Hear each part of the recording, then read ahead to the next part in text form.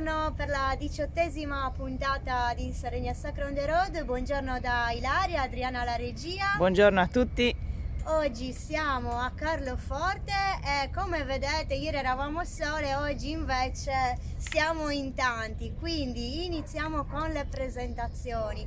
Oggi siamo a Carloforte, siamo in compagnia di Natalia Lapicca, guida turistica di Carloforte, e siamo sulla barca di Lucio ed Elisa di Sailing Bubbles, con cui faremo una bella escursione questa mattina. Oggi quindi faremo questa escursione in barca e parleremo anche di Carloforte, ma ora chiedo a loro di anticiparci qualcosa su questa puntata. Allora, da dove iniziamo? Da Lucio. Lucio, dici un po' che giro faremo oggi? La giornata è stranamente senza vento, che in barca a vela diciamo non è la cosa tra virgolette migliore, ma ci daremo da fare. Mettendo la prua fuori dal porto vediamo anche appunto che aria tira, se andare a nord o a sud. L'idea è di costeggiare e così con l'occasione descrivere la costa, parlare dell'isola con Natalia, e se c'è l'occasione di scendere con il tender per fare qualche pezzettino di passeggiata sarebbe sicuramente una cosa in più. Quindi vedremo cosa succederà nel corso della mattinata e poi chiaramente assieme a Natalia parleremo anche di Carloforte, che ha una storia e una cultura particolare. Eh beh sì, questa grazie a Lucio vedremo l'isola, io la definisco l'isola dei 1000 volti, vedremo di scoprirne il più possibile, sia raccontandovi la storia, ma ricordiamoci che la storia è legata alla geomorfologia del territorio. Quest'isola è stata scelta dai Fenici, dai Greci e insomma anche dai Romani, e vediamo insieme a Lucio perché è stata scelta, per la sua posizione strategica come è sempre stata, e lo vedremo insieme, straordinaria. Bene, quindi seguiteci e ci vediamo dopo la sigla.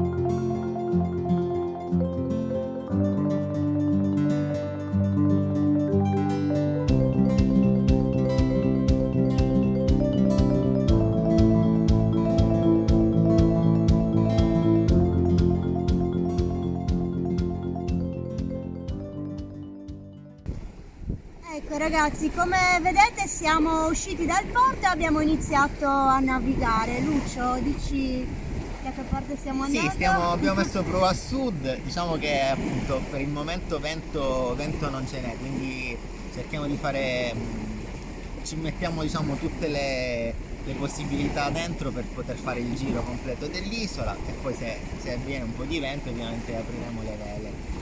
E la luce a sud ovviamente è migliore, quindi questo è il motivo per cui stiamo cominciando da sud. Perfetto, e iniziamo anche a vedere quindi la costa. Natalia, inizia a raccontarci la storia dell'isola, insomma cosa possiamo vedere da qua.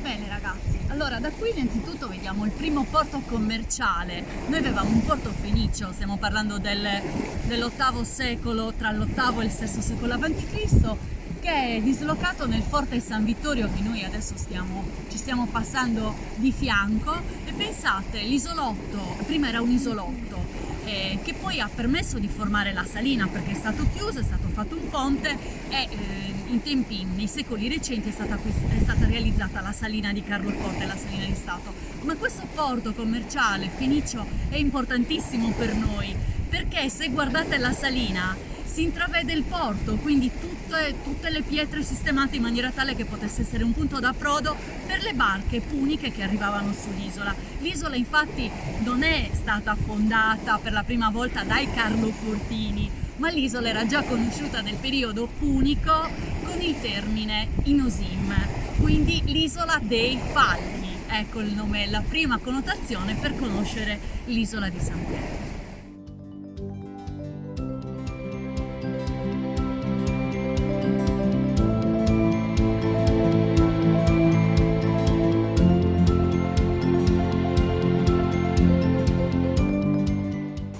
Ed eccoci arrivati in prossimità di Punta Nera.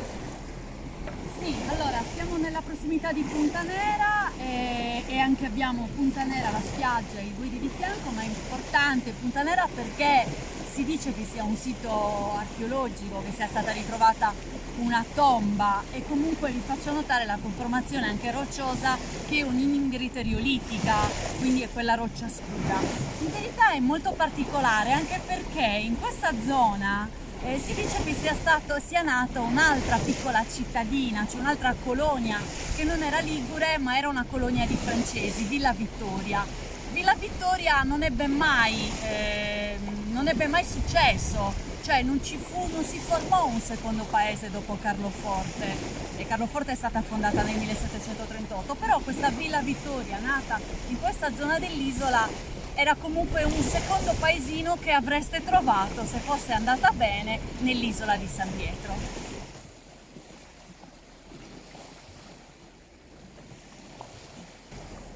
Ora siamo arrivati a un luogo simbolo della costa di Carloforte, le due colonne, o meglio, quello che rimane. Cosa sta succedendo, Natalia? E cosa sta succedendo? Che questo monumento nazionale dal 1993, insieme a tanti altri in Sardegna, nel giro di 10 anni, a partire dal 2009, si è visto spogliare della sua colonna più piccola, quella che è più attaccata alla costa. E quindi in 3 successivi stadi nel tempo questa colonna piano piano i forti venti di Scirocco l'hanno spogliata di parte dei suoi elementi, tanto che forse una decina di giorni fa o anche 15, pochissimo tempo fa, questa colonna non c'è più ed è rimasta però la colonna principale, che io definisco il nostro capitano, sembra un capitano col berretto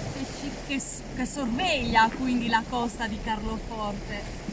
Questa zona è una delle zone più fotografate da tutti a livello internazionale, perché comunque queste colonne si racconta che fossero circa 7, che poi nel corso dei secoli siano state smantellate proprio dai forti venti di Scirocco, perché i forti venti di Scirocco, ahimè, fanno danni, soprattutto nella zona sud dell'isola, deturpando quello che era la conformazione rocciosa iniziale.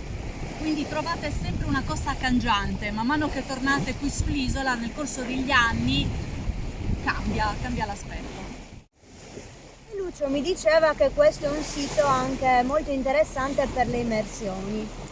Sì, i nostri amici dell'Isla Diving di Carloforte, che appunto con cui abbiamo fatto amicizia in questi mesi, anche per l'affinità, essendo tutti sia noi che loro ovviamente istruttori subacquei, ci dicevano che le colonne è anche uno dei siti di immersione dell'isola e poi siamo andati a vederlo e la cosa particolare è che oltre a una vita abbastanza importante sia dal punto di vista del pesce, ci sono dei piccoli banchi di barracuda e le cerniotte e anche della macro, quindi tantissimi nudibranchi molto particolari. Anche sott'acqua si percepisce questa grandiosità del paesaggio, questi torrioni molto spogli tra l'altro, all'interno del quale si creano dei percorsi che con buona visibilità sono davvero molto simpatici.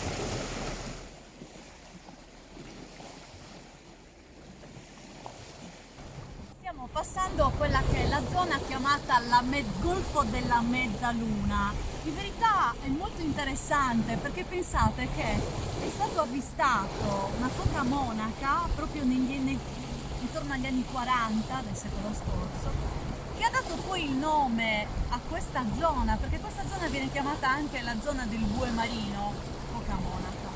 È importante anche perché qui nasce un presidio bellico della seconda guerra mondiale, dove ci sono tanti fortini, dove veniva appunto posizionato un'eventuale mitragliatrice, infatti trovate tutti i bulloni presenti nel suolo, quindi incastonati dentro la roccia, che permettevano l'utilizzo di queste armi belliche. Non si può non fare un giro qua, perché la Mezzaluna ha delle grotte dove puoi entrare in canoa, dove puoi fare snorkeling e dove sempre la conformazione geomorfologica, ricordiamoci che è una riolite nimbritica, quindi una roccia scura che deriva appunto, e perché è di origine vulcanica, ignis, fuoco.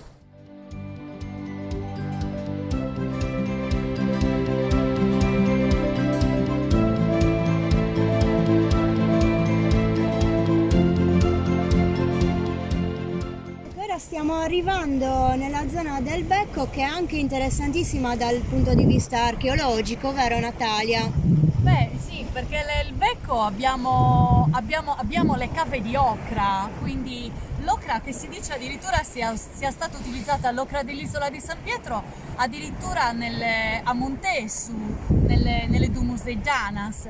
È importante perché pensate che la nostra ocra, quindi il diaspro e l'ocra, sono state utilizzate e portate nel porto di Livorno per la lavorazione e veniva considerata pregiata quanto l'ocra di Siena.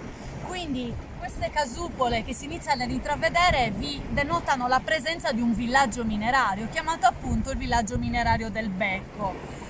Immaginate che c'è stata quindi una grande attività di estrazione di minerale e troviamo ancora oggi i resti di questo utilizzo dell'ocra. Abbiamo delle cave che sono dismesse, però riusciamo ancora a intravedere i banchi di ocra e la lavorazione, perché lì giù c'è un pontile dove arrivavano i bastimenti per portare via l'ocra da Carloforte.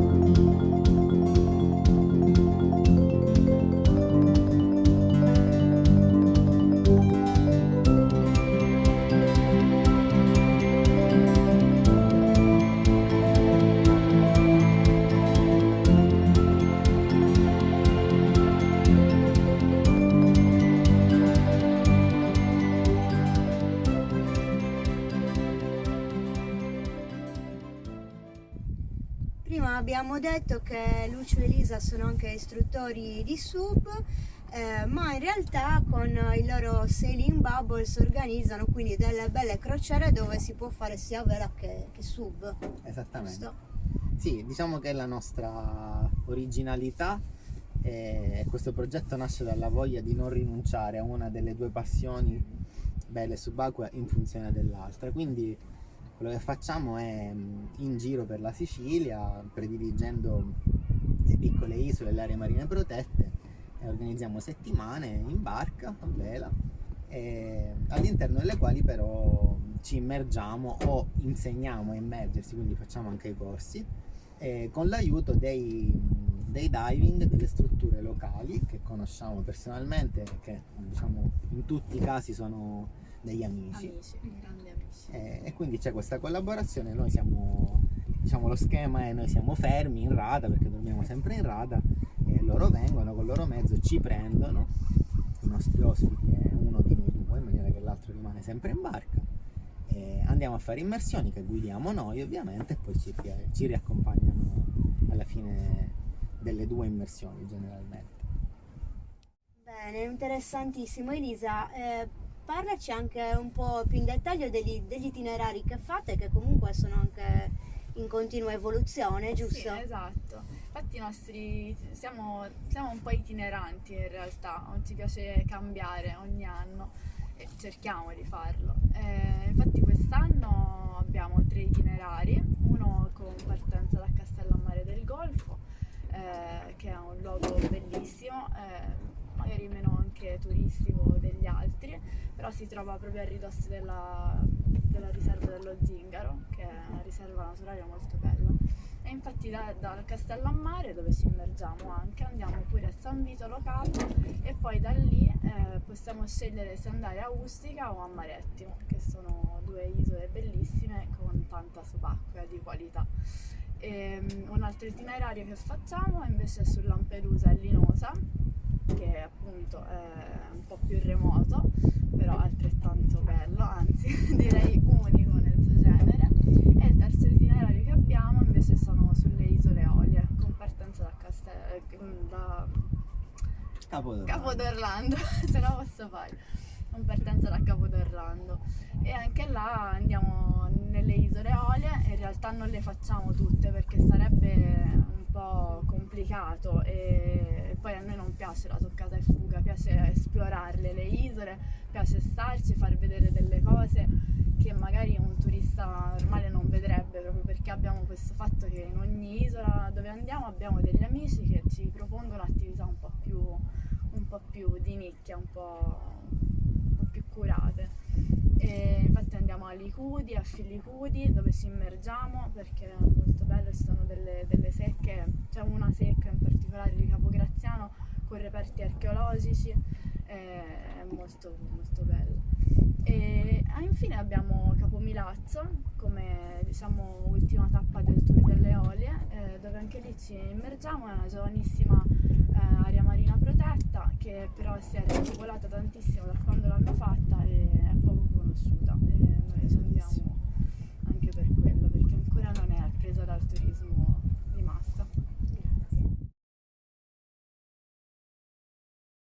Nella nostra navigazione siamo arrivati praticamente a Capo Sandalo, siamo all'estremo ovest dell'isola e forse anche l'area più a ovest della Sardegna, potremmo dire, anche se qua chiaramente non siamo proprio in Sardegna.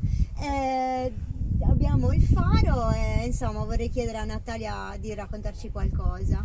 Sì, volentieri. Allora, il nostro faro si dice che sia il faro più ad ovest di tutta l'Italia. Nasce anche un libro che sottolinea questo, ma quello che mi importa farvi vedere è che questo è un approdo. Pensate che quando hanno costruito il faro nasce nel 1864 e la strada per arrivare al faro parte dal mare. Quindi noi abbiamo un sentiero e abbiamo un rudere che rappresenta un magazzino dove venivano lasciate le cose che servivano per il faro. Questo nella prima parte, quindi noi abbiamo sia la strada che dal mare ci porta al faro e poi la strada che dal faro ci porta a Carloforte. Questo è singolare perché tutti coloro che amano fare le passeggiate utilizzano il sentiero che dal faro vi permette di arrivare al mare. Infatti le persone troviamo qualche ombrellone d'estate e dite ma come ci sono arrivati? Perché c'è il sentiero che è un antico sentiero fatto proprio per la funzione di arrivare, raggiungere il faro e poter depositare le cose che servivano appunto a chi gestiva il faro. Il faro ha degli appartamenti all'interno, è stato abitato da una famiglia ed è assolutamente funzionale in tutto e per tutto. È un radiofaro molto importante, all'imbrunire si accende il suo fascio luminoso che ha aiutato tantissimi naviganti a trovare la rotta giusta, perché i fari, ricordiamoci che sono sempre stati molto importanti soprattutto per i naviganti.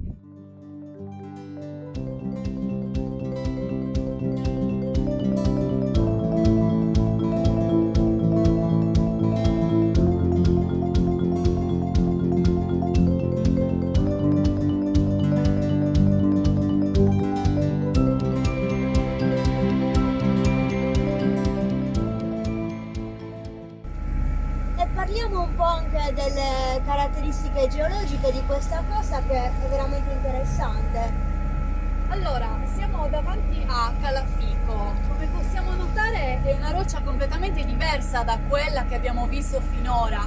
Non è più rossastra, nera, ma è una roccia abbastanza chiara Pensate che qui è arrivato alla fine del 1800 un geologo, il geologo Bertoglio, che ha avuto l'incarico di catalogare tutte le rocce presenti in Sardegna.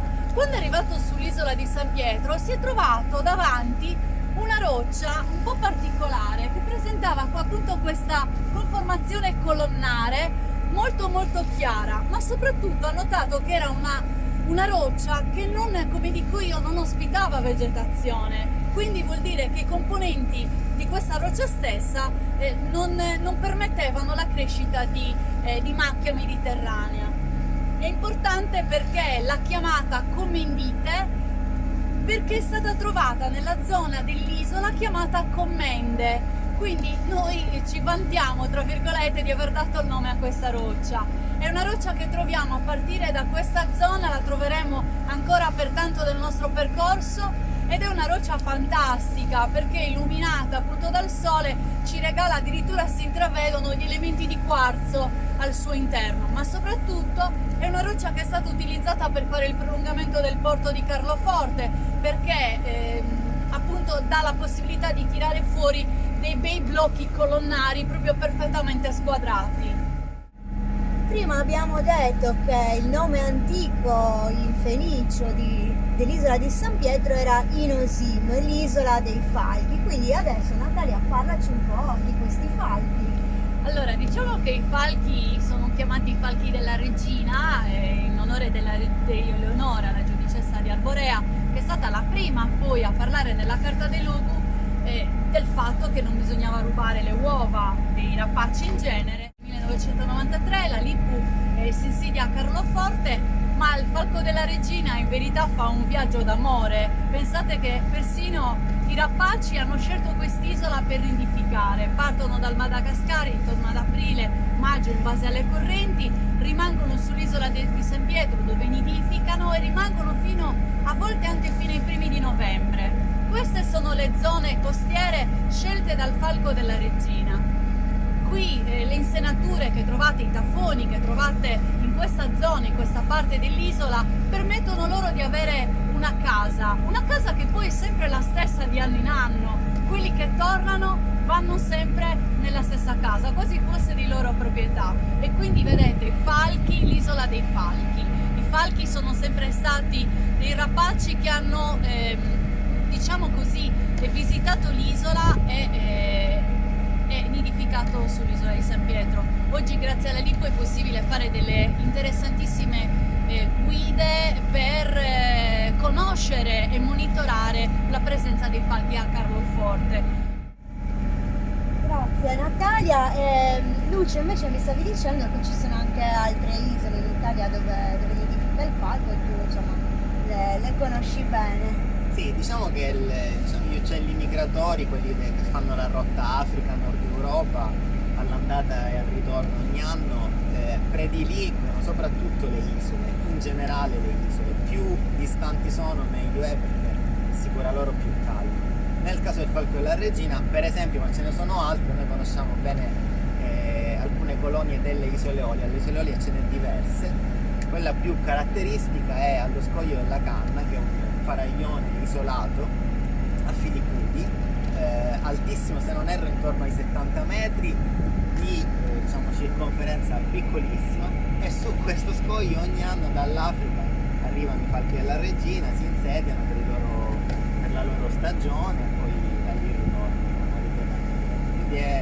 Quindi gli uccelli migratori rappresentano un trade union fra le varie isole e danno ulteriore, secondo me, importanza alle piccole isole nel loro insieme anche dal punto di vista naturalistico.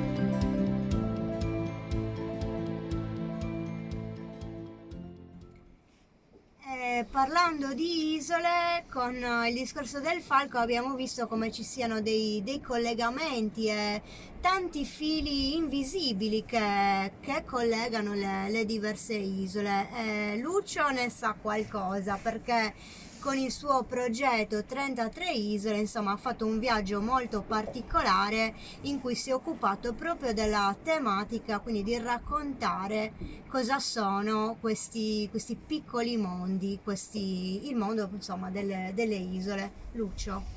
Sì, io insomma 3 anni fa circa ho avuto questa malsana idea di andare in tutte le piccole isole italiane abitate, che facendo un conto sono circa 33, da lì il nome 33 isole. E su una piccolissima barca a vela di 6 metri non abitabile, quindi senza cabina, un gommovela, insomma una barca, un prototipo molto strano che mi è stato affidato, ho percorso questo itinerario che da Ustica, il Tirreno, Maddalena, Sant'Antioco e San Pietro, che sono quelle sarde, fino a Lampedusa, poi Ortigia, Gallipoli, centri storici, isole, fino a Venezia. E in 4 mesi ho fatto questo giro cercando di fermarmi sulle isole 2-3 giorni per parlare, conoscere soprattutto ragazzi isolani d'adozione e ovviamente autoctoni, per parlare del futuro delle piccole isole, partendo dalla constatazione che il presente è sicuramente abbastanza delicato, per non dire altro, con delle differenze. E abbiamo parlato della scuola, che è un punto fondamentale, della sanità, dei trasporti, queste sono le tematiche.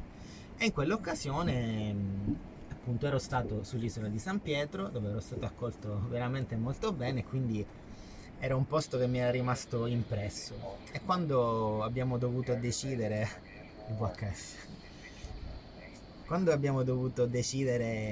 cosa fare, cioè dove andare quest'inverno, c'è tornata in mente Carloforte, perché appunto ci aveva colpito l'isola, il porto è estremamente sicuro, e quindi questo è il motivo per cui stiamo spendendo questo inverno qui.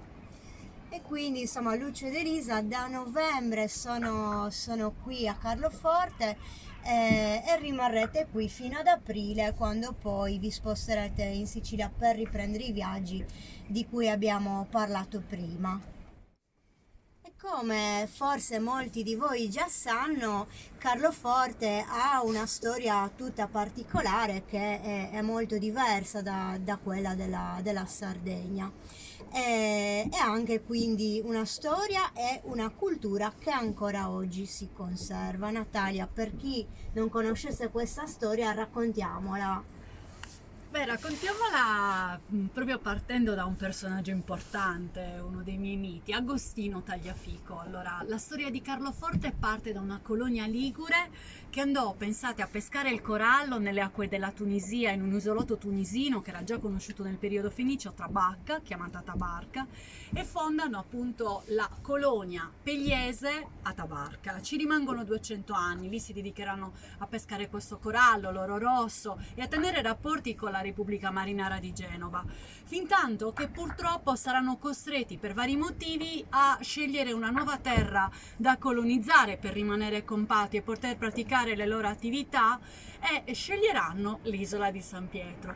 L'isola in quel momento quindi verrà cambierà un po' connotazione. Agostino Tagliafico sarà il primo uomo che noi di cui abbiamo notizia, che è venuto a fare il primo giro dell'isola per conoscere e esplorare questo territorio che il re Carlo Emanuele III voleva infeudare ad una colonia. La colonia tabarchina si prenota e nasce così il borgo di Carloforte, in onore del re che tanto aveva voluto questo insediamento. Agostino Tagliafico scriverà una relazione che nei miei itinerari spulcio in ogni modo, perché è l'unico documento che ho per raccontarvi com'era l'isola nel 1737. Carloforte è l'unico paese presente sull'isola, che poi ha anche un po', come dire, la gente si confonde un pochino perché dicono l'isola di Carloforte, l'isola di San Pietro,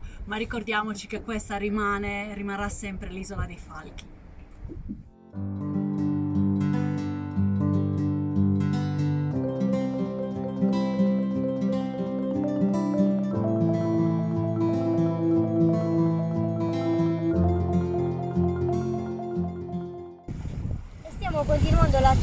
navigazione dell'isola che quindi riusciremo a completare, e quindi qua vediamo le coste della Sardegna, e quindi parliamo anche del rapporto tra la Sardegna e Carloforte, o comunque l'isola di San Pietro, anche dal punto di vista minerario, potremmo dire, no?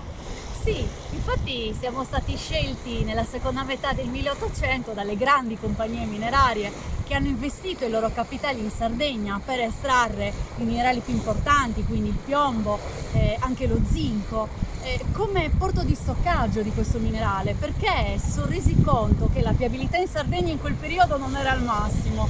E allora come fare per portare via dalle viscere della Sardegna quel minerale tanto prezioso? Ma c'erano i nostri navigatori, c'erano tante bilancelle a vela latina, avevamo una flottiglia abbastanza numerosa, e allora le grandi compagnie minerarie hanno scelto Carloforte come porto di stoccaggio, e i galanzieri sono stati coloro che trasportavano la galena, perché la galena in dialetto, noi parliamo un dialetto tabarchino, si dice galanza, un galanzè è il trasportatore del minerale. Nel momento però, infatti noi siamo, vediamo molto da vicino le coste dell'Iglesiente, ma i nostri galanzieri pensate che partivano da Carloforte e raggiungevano le 40 miglia marine, quindi da Carloforte andavano a prendere il minerale addirittura in Gurtoso, a Piscinas, e questo lo facevano ogni santo giorno. Altri porti erano Masua, Nebida, Buggerru, da Buggerru si estraeva lo zinco. Però quando nasce Porto Flavia, ovviamente il galanziere non andrà più in quel posto, perché verrà sostituito da questo grandissimo porto che permetteva di caricare in poche ore ciò che i nostri galanzieri facevano in giorni.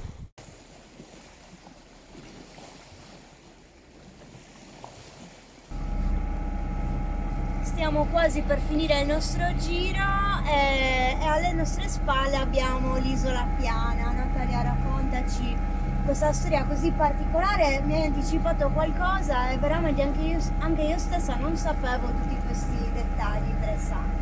Allora, l'Isola Piana, vediamo un po', l'Isola Piana è la pesca del tonno. L'Isola Piana risulta essere sull'isola dell'isola la prima tonnara presente nei pressi dell'isola di San Pietro. L'Isola Piana è stata quindi, troviamo tutti i ruderi della prima fabbrica del tonno a Carloforte. Il tonno rosso, sto parlando del tonno rosso, il corridore del mare, quel famoso tonno che è un tonno più pregiato dell'Albacares, quindi del tonno a pinna gialla, che parte dall'Atlantico e cerca di depositare le uova nel Mediterraneo, se riesce. Tutta una serie di tonnare sono state poste nella zona, nel versante ovest della Sardegna, e non solo della Sardegna, e quindi noi abbiamo la tonnara appunto dell'Isola Piana e la tonnara di Porto Scuso.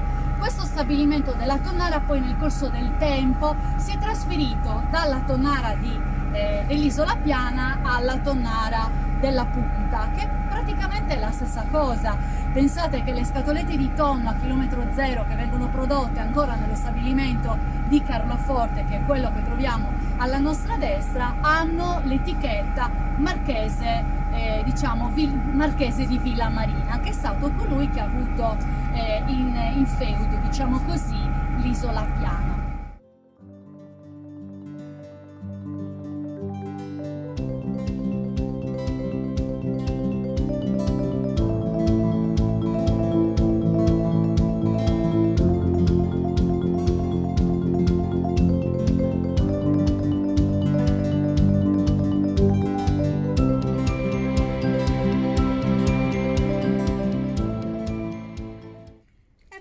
Siamo arrivati alla fine anche di questa puntata. Dico purtroppo perché se ci avete seguito avrete sicuramente visto che è stata una giornata splendida. Oggi abbiamo avuto anche un meteo, insomma, pazienza per la vela, però devo dire che insomma il tempo era veramente bellissimo e ci ha permesso anche di godere la meraviglia di questo mare, e comunque siamo riusciti a fare tutto il giro dell'isola. Non pensavo in realtà che saremmo stati così fortunati, quindi insomma, che cosa dire. Ringrazio Natalia per tutte le cose interessantissime che ci ha raccontato sull'isola di San Pietro e su Carloforte. Ringrazio Lucio ed Elisa per la loro ospitalità. Come abbiamo detto stamattina, siamo qua da ieri pomeriggio, quindi abbiamo avuto anche il piacere di pernottare in questa bella e confortevole barca e anche di cenare assieme a loro, quindi grazie anche per l'ospitalità, oltre che per la bellissima escursione di stamattina. Quindi insomma vi faccio i migliori auguri per la vostra attività, per la ripresa dei viaggi in barca e insomma a tutti noi per la ripresa della stagione turistica. Quindi io come al solito vi do appuntamento a domani mattina per svelarvi dove saremo domani per la 19ª puntata. Vi ringrazio per averci seguito, vi invito a commentare e a condividere questo video e ringrazio come sempre tutti i nostri sostenitori e il nostro sponsor Macocco.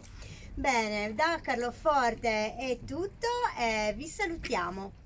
Ciao!